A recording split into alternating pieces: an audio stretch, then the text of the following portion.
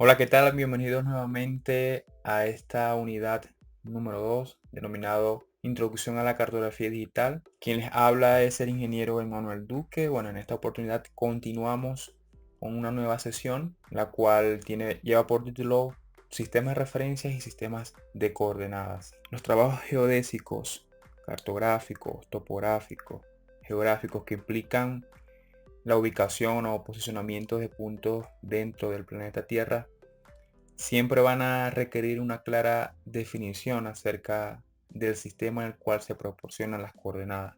Un sistema de referencia que corresponde a un conjunto de convenciones y conceptos teóricos que definen en cualquier momento modelos, parámetros, constantes, etcétera, los cuales sirven de base para poder describir el estado geométrico o los procesos físicos de la Tierra o de la superficie terrestre. Un sistema de referencia, bien, según expresa Ciber, un sistema de referencia es la definición conceptual de cómo un sistema de coordenadas se forma, se define el origen y la orientación de los planos fundamentales o ejes, y también incluye los modelos subyacentes fundamentales matemáticos y físicos. En esencia, un sistema de referencia es una definición conceptual de teorías e hipótesis constantes que permiten definir, uno, el origen y la orientación de los ejes coordenados en el espacio. Un sistema de referencia no va a tener alguna aplicación práctica si no se utiliza un marco de referencia que proporcione puntos de control que lo mantengan actualizado. Los diversos sistemas de referencia se clasifican según su dimensionalidad. Entre ellas tenemos una dimensión, la altimetría, solamente nos proporciona, nos proporciona información de altura. En dos dimensiones, planimetría, un plano topográfico o las redes clásicas topográficas. En tres dimensiones, información espacial, por ejemplo los sistemas GNSS, y los sistemas en cuatro dimensiones o tetradimensionales, que son sistemas en los cuales monitorean el movimiento de la corteza. Ahora bien, ¿qué es un marco de referencia? Un marco de referencia es la materialización de un sistema de referencia por distintas entidades físicas y matemáticas. Un marco de referencia también es la materialización práctica de un sistema de referencia por medio de observaciones o mediciones que también son afectadas por errores, pero estos errores pueden minimizarse con la gran cantidad de observaciones que pueden capturarse. Y bueno, lo que significa que un marco de referencia es simplemente una lista de coordenadas y velocidades de estaciones en la superficie terrestre. Como observan en la figura, tenemos un mapa del territorio venezolano. Estos puntos que ustedes observan acá es la materialización de un sistema de referencia para Venezuela. Igualmente en el mapa mundi, todos estos puntos son sistemas, son monumentos que tienen, mejor dicho, coordenadas u otras magnitudes físicas. Bueno, por ejemplo acá, este es cómo podemos nosotros materializar el sistema de referencia. Simplemente son monumentos construidos con ciertas especificaciones y ciertas características para que perduren en el tiempo. Estos monumentos conllevan sobre sí receptores GNSS o están recibiendo señales de los satélites GNSS. Aquí tenemos otro que es un sistema de coordenadas. Un sistema de coordenadas es un conjunto de parámetros que permiten o facilitan la ubicación de cualquier elemento en el espacio. Hay una diferencia significativa entre un sistema de referencia y un sistema coordenado. En un sistema de referencia definimos que era un modelo conceptual, es decir, dónde está el origen y hacia dónde están orientadas sus ejes que conforman ese sistema. Ahora bien, los sistemas coordenados van a parametrizar ese sistema. Es decir, cómo nosotros vamos a poder ubicar un elemento sobre la superficie terrestre basado en ese sistema de referencia. ¿Cuáles van a ser esos parámetros para nosotros poder localizar y ubicar ese elemento sobre la superficie terrestre? Entonces, un sistema coordenado está definido por Su marco de medición, en este caso pueden ser las coordenadas esféricas, que son medidas desde el centro de la Tierra, o planimétricas, que son coordenadas terrestres proyectadas en una superficie plana bidimensional. Y segundo, las unidades de medición, que normalmente son medidas en pies o metros en este sistema de unidades para las coordenadas proyectadas, y unidades en grados decimales o sexagesimales para las coordenadas en latitud y longitud.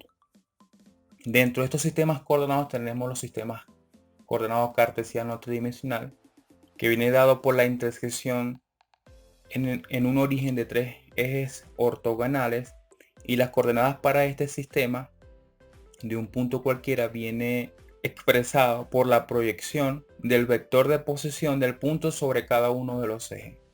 Cualquier punto sobre la superficie presentará coordenadas X, Y y Z, y las unidades para este sistema de coordenadas vendrán expresadas normalmente en metros. Otro sistema coordenado es un sistema coordenado curvilíneo. Este sistema utiliza una superficie esférica tridimensional para definir localizaciones sobre la superficie de la Tierra. Un sistema coordenado curvilíneo incluye una unidad angular de medición, un meridiano y un paralelo de referencia en un esferoide. La parametrización de este sistema coordenado está representada por parámetros, los cuales permiten o nos van a permitir ubicar cualquier elemento sobre la superficie de la Tierra. Esto van a ser la latitud, la longitud y la altura. Ahora bien, antes de definir esos parámetros, es necesario conocer los elementos que definen este sistema, y que bueno, lo hemos mencionado anteriormente. Uno de ellos es el eje de rotación. Ese eje de rotación es la línea recta o línea imaginaria que une los polos geográficos, el polo norte y el polo sur. Como segundo tenemos el meridiano o los meridianos, que son líneas imaginarias. Acá se forman líneas imaginarias que van del polo norte al polo sur. Y estas líneas intersectan a la superficie terrestre formando semicírculos que unen los polos terrestres. El meridiano de Greenwich, que es un meridiano de referencia, o mejor conocido como meridiano cero, y es utilizado para poder designar una posición respecto a otro determinado meridiano. Es decir, que a partir de ese meridiano de Greenwich es nuestra referencia para poder posicionar longitudinalmente cualquier elemento sobre la superficie terrestre. El meridiano de Greenwich, como referencia histórica, fue adoptado en una conferencia internacional celebrada en el año 1884 en Washington. La existencia de este meridiano divide a la Tierra en dos zonas, una situada al oeste del meridiano y otra situada al este del meridiano. Otro elemento importante son los paralelos. Estos paralelos son círculos imaginarios perpendiculares a los meridianos. Acá, por ejemplo, podemos observar un paralelo. Y otro elemento también importante es el ecuador, que es ese círculo máximo que divide a la Tierra en dos partes, denominada hemisferio norte y hemisferio sur. Y este ecuador o este paralelo realmente es la referencia para ubicar los elementos tanto al sur como al norte. Acá tenemos nuestro ecuador, que es ese círculo máximo que divide a la Tierra en dos, en hemisferio sur y hemisferio norte. Hemisferio norte y hemisferio sur. Una vez que ya se tiene definido los elementos del sistema de coordenadas, la situación geográfica de un punto va a estar definida por la latitud y por la longitud. Ahora bien, ¿qué es la latitud? La latitud se define como ese ángulo de un punto, por ejemplo, P, medido sobre el meridiano del lugar desde el plano del ecuador. La latitud se va a medir hacia el norte o hacia el sur. Entonces, por ejemplo, ¿cuál vendría siendo la latitud? Fíjense, este es mi meridiano y este es mi ecuador. Habíamos definido que la latitud es el ángulo medido sobre el meridiano del elemento o del punto desde el ecuador hasta el punto. ¿Ok? Entonces vendría siendo este ángulo. Como está por encima del ecuador, se encuentra el hemisferio norte. La latitud obviamente va a variar dependiendo de la posición del elemento. Las latitudes van desde 0 a 90, desde 0 a 90 positivos hacia el norte y negativos hacia el sur desde 0 a 90. Siendo los valores máximos 90, que sería en esta posición, y menos 90, los cuales representan los polos norte y sur respectivamente. Ahora bien, la longitud viene siendo ese ángulo que se mide desde el meridiano de referencia hacia el punto P o el punto en el cual queremos posicionar ese elemento. Como ejemplo, tenemos nuestro meridiano de referencia y se mide hacia el oeste o hacia el este. En este caso, como el punto se encuentra de este lado, viene siendo este ángulo formado entre el meridiano de referencia y el meridiano que forma el elemento sobre la superficie terrestre.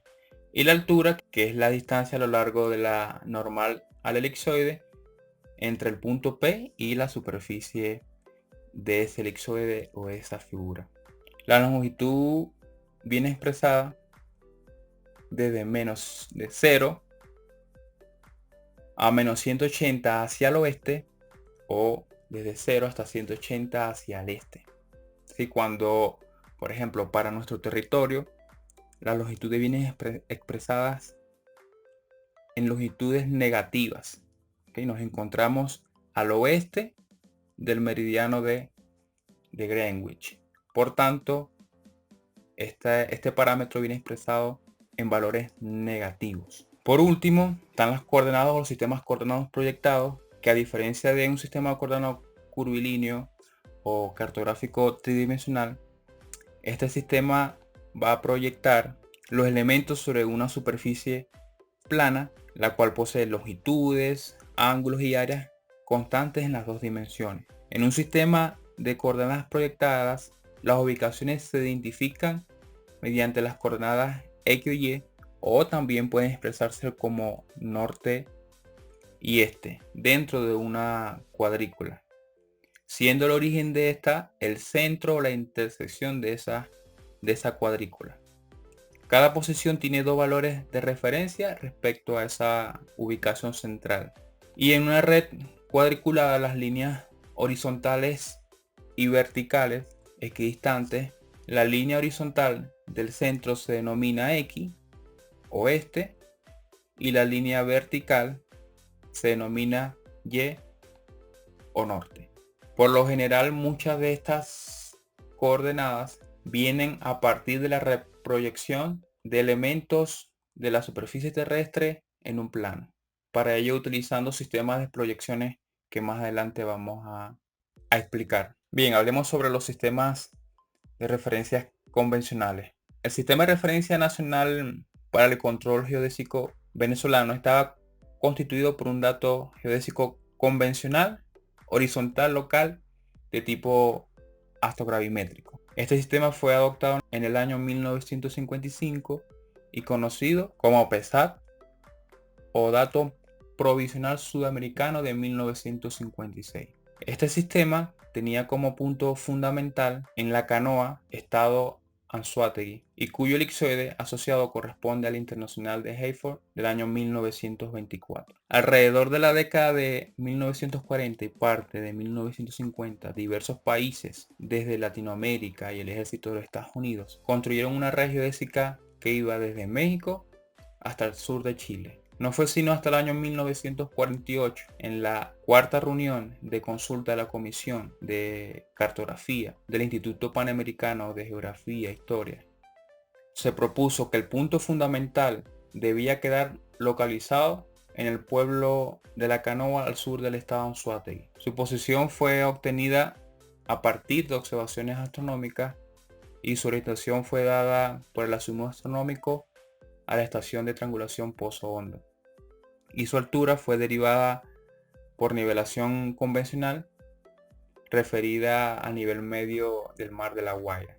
Luego de un periodo de 14 años y después de hacerse evidente las grandes distorsiones que se producían en las redes geodésicas mucho más al sur, cuando se apoyaban en este punto datum o punto fundamental, se decide redefinir el datum suramericano, adoptándose como punto fundamental para el SAT-69 la estación Chuba en Brasil, con el ixoide asociado GRC-67. Sin embargo, el datum La Canoa siguió vigente en Venezuela hasta el año 1999. Venezuela no fue el único país que utilizó o poseía un sistema de referencia clásico para ese entonces.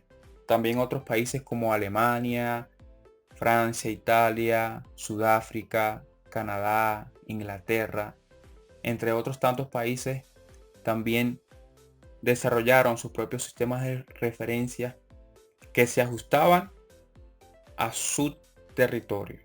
Dentro de otra clasificación de los sistemas de referencia están los sistemas de referencias modernos. Estos sistemas de referencia especifican una terna de ejes ortogonales o perpendiculares entre sí, cartesianos, centrado en el centro de masa de la Tierra, y estos sistemas se caracterizan porque el origen del sistema es el centro de masa terrestre o geocentro. La orientación del sistema se establece por el eje de rotación de la Tierra. La escala del sistema se genera por la constante gravitacional y las coordenadas del sistema son tridimensionales. A diferencia de los sistemas geodésicos locales o clásicos, los sistemas geocéntricos son tridimensionales globales. Acá el concepto de punto datum desaparece y es reemplazado por el origen y orientación de la terna de referencia. Ahora bien, considerando esto, son sistemas geodésicos de referencias modernos tales como el ITRS, WGS84 y SIRGAS. De hecho, el WGS84 es el sistema que utiliza los sistemas de navegación global. Por ejemplo, GPS se basa o utiliza el sistema para poder posicionar cualquier elemento sobre la superficie terrestre. Ahora bien, para efectos prácticos, estos sistemas modernos, tanto como el ITRS, WGS84 o el SIRGAS, son similares.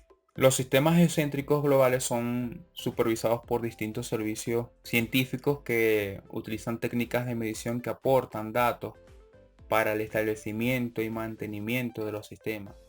Entre estos está el Servicio Internacional de GNSS, está el Servicio Internacional de Rastreo Láser y está también el Servicio Internacional de Interferometría sobre líneas de bases muy largas. Uno de los sistemas de referencias modernos más utilizados en el mundo es el Sistema Geodésico Mundial de 1984 o WGS84.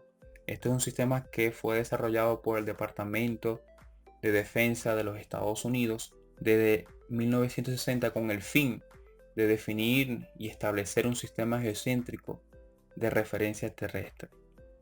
La definición de este sistema queda establecido por el IER, que es el Servicio Internacional de Rotación de la Tierra, y estos criterios se repiten a continuación acá. El origen es un origen geocéntrico, ya que coincide con el centro de masa de la Tierra. El eje Z se encuentra en la dirección del polo de referencia, y esta dirección corresponde a la del polo terrestre convencional. El eje X, que corresponde a la intersección del meridiano de referencia y el plano ecuatorial, que vendría siendo este.